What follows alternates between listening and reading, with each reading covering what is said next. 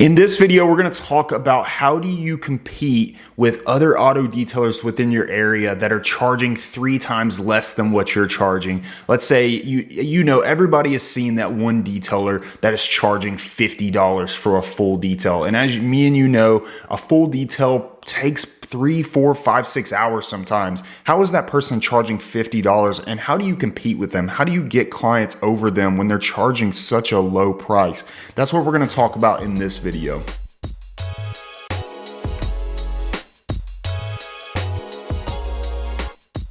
Before we get started, if you're an auto detailer who currently owns a detailing business or is looking to start a detailing business, I want to invite you to join the detail community. This community is going to have all of the resources that you need to take your business to that next level so that you can start making money and so that your business can start making money. It's going to show you click by click and step by step what to do in your business so that it really speeds up the growth so you don't have to wait years to have success in this industry. The coolest part is it is only $37 a month. That means for what you would pay for a bottle of Tire Shine, you can get access to this, which is going to show you how to make way more money every month. So start taking your business to the next level today by clicking the link in the description, or you can go to thedetailcommunity.com/join. I cannot wait to see you inside. I cannot wait to connect with you more in there, and I cannot wait to see your business evolve. So every year, you probably have these community groups on Facebook for your city, and every year you're going to see these new detailers popping up all the time, and it just get flooded. That group just gets flooded with these new detailers that are charging $50. I've even seen one time a detailer charge like $75 for a multi-year ceramic coating. Are you serious? And I would hate to see how he installed that coating for that price, but they're advertising it and they're saying it, they're putting it out there for, our potential clients to see, because everybody's potential client is the same. Everybody's, we have a client that is interested in detailing. We have a client that, doesn't want to do it themselves. They would rather pay somebody to do it. But how do we start scooping up all of those potential clients over the person who's undercutting us by, 3 times or 3 times less than what we're charging as, professionals? Because I really don't consider that a professional service when they're at $50. So how do you compete with that though? Because at first, when I first started detailing, I was kind of salty and I would kind of get upset at why these people would be undercutting so bad. I was like, man, they're making the industry look bad. They are, they're putting out a false narrative to all of our potential clients within our area. And then later, now, fast forward to now, I really don't care at all. Like, it doesn't bother me one bit now, just because, and that would be my answer to how do you compete with them as well, is you simply don't. And what it is people look at this as a bad thing. People look at these other detailers that are charging that little as a bad thing. I actually look at it as a good thing. And here's why. If any of you are a part of any detailing Facebook groups, you'll see all the time people just roasting and getting super heated over these detailers that are charging so little, and because they're making the industry look bad. Just the same way I used to think as well. They still think that they're super mad that these people are charging that low, and they think that they're ruining the industry, and they think that clients will never go to them because they have these other guys that are charging 3 times less than what they are.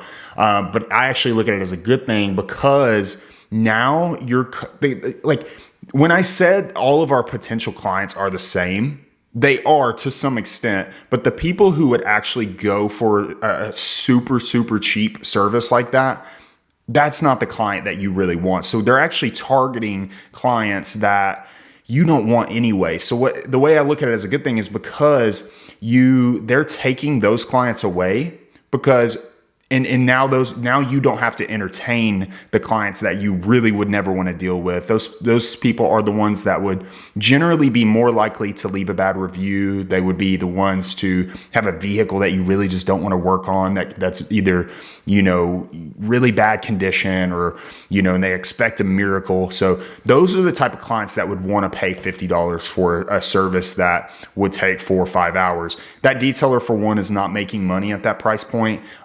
And if he is, he's working for pennies on a dollar. but the client as well is someone that you really don't want. And so that's one reason that I think it's actually a good thing, is they're kind of taking those people away from the market so that you don't have to entertain those calls or those inquiries coming in. That's a waste of time having to deal with people who are really just not going to pay the price that you as a professional are going to charge.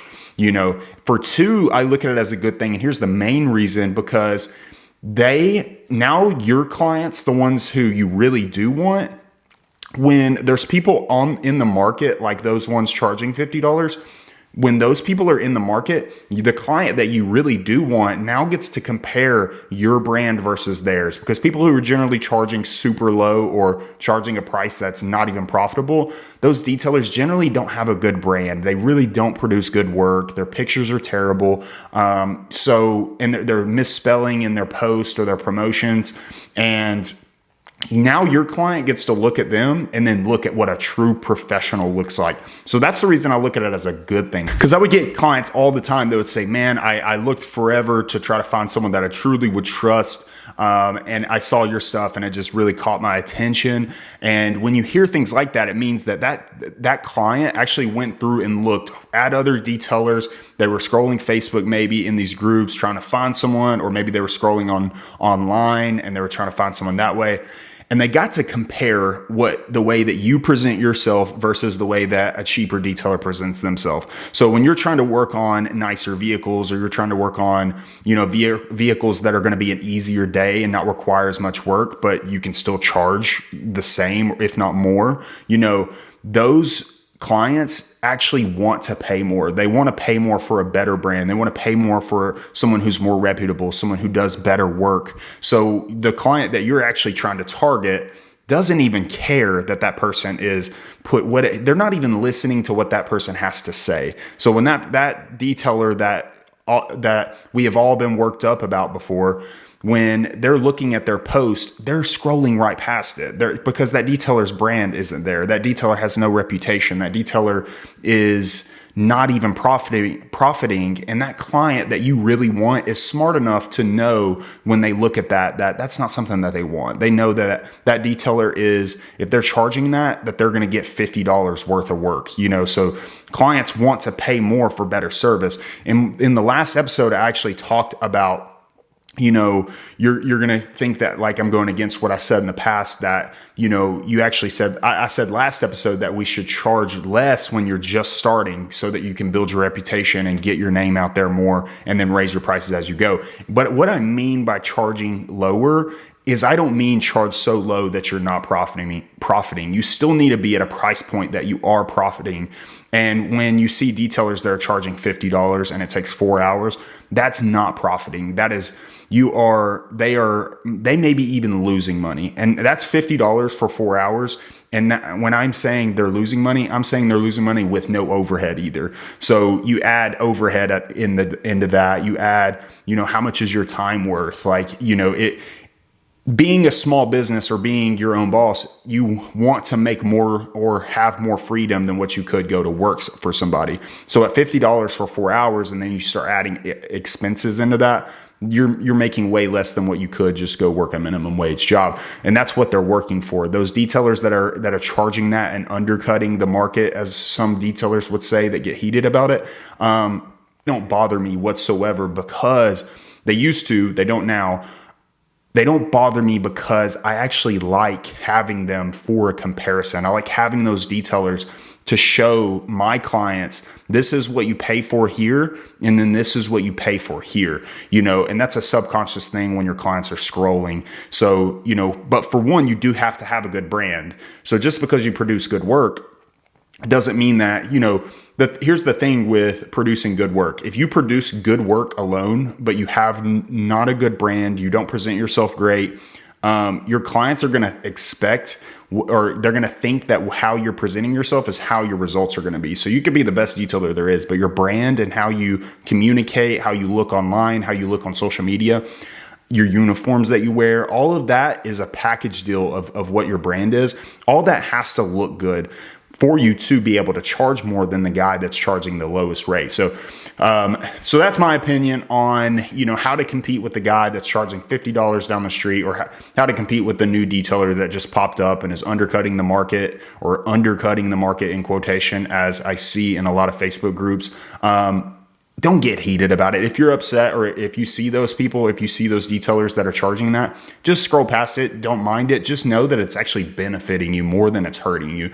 The false narrative that, detailers say, and that I actually once said, is not true. They could be claiming that ceramic coating lasts a lifetime, and you could pour, gasoline and light it on fire, and that ceramic coating will still be there. However they market it, that they may be lying. They may be thinking that whatever they're putting out actually does that. However they're marketing, or however they're promoting their service, don't mind it. Your clients aren't, the clients that you want are actually not even reading it. They see that price at that low price point, and they're actually scrolling right past it. So if you take anything away from this episode, just stay in your lane. Don't worry about them.